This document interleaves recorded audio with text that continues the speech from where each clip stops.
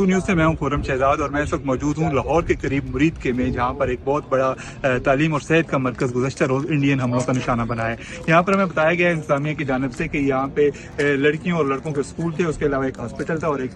Paramedical institute था जहाँ पे लोगों को तरबियत दी जाती थी और उनको पढ़ाया जाता था। और जो स्ट्राइक्स हुई हैं वो गुज़श्ता शब हुई हैं और इसमें एक मस्जिद को निशाना बनाया गया है, इस इदारे के एडमिनिस्ट्रेशन ब्लॉक को निशाना बनाया गया है और 2 घरों को निशाना बनाया गया है। हमें ये बताया गया है कि यहाँ पर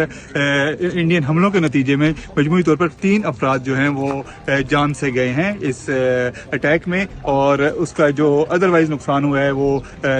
मस्जिद डैमेज हुई है, एडमिन ब्लॉक पूरा डैमेज हो गया और उसके अलावा 2 घर डैमेज हो गए हैं। हमें ये भी बताया गया है कि इस जगह पर हमले का इससे पहले खतरा मौजूद था और इंतजामिया ने उससे पहले चूंकि बच्चों को छुट्टियां भी हो चुकी थी तो बहुत सारी फैमिलीज को यहाँ से एवैक्यूएट किया था, लेकिन कुछ फैमिलीज अभी भी यहाँ पर मौजूद थी। लेकिन जिन घरों में अटैक हुआ है वहाँ पे कोई रह नहीं रहा था उस वक्त और वो फैमिली बाहर गई हुई थी। रात 12:29 पे जब ये पहला अटैक हुआ, यहाँ पे पहला जो मिसाइल फायर हुआ, तो उस मिसाइल के फायर होने के बाद हम फ़ौरन अपने घरों से निकले बाहर और अल्हम्दुलिल्लाह हमारे जो इदारे हैं 1122 उन्होंने आके रेस्क्यू किया। और ये एक मस्कीन आदमी है अब्दुल वहाब साहब, उनकी फैमिली जो है ना वो यहाँ पे रहती थी और अचानक से जब ये सारा कुछ हुआ तो हम सब कुछ छोड़ के यहाँ से काफ़ी दूर जो है ना वो चले गए। हमें लगा जैसे कोई अचानक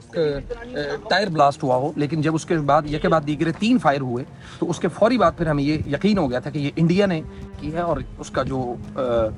लोगों को खौफ और हरास में मुब्तला करना असल मकसद ये था।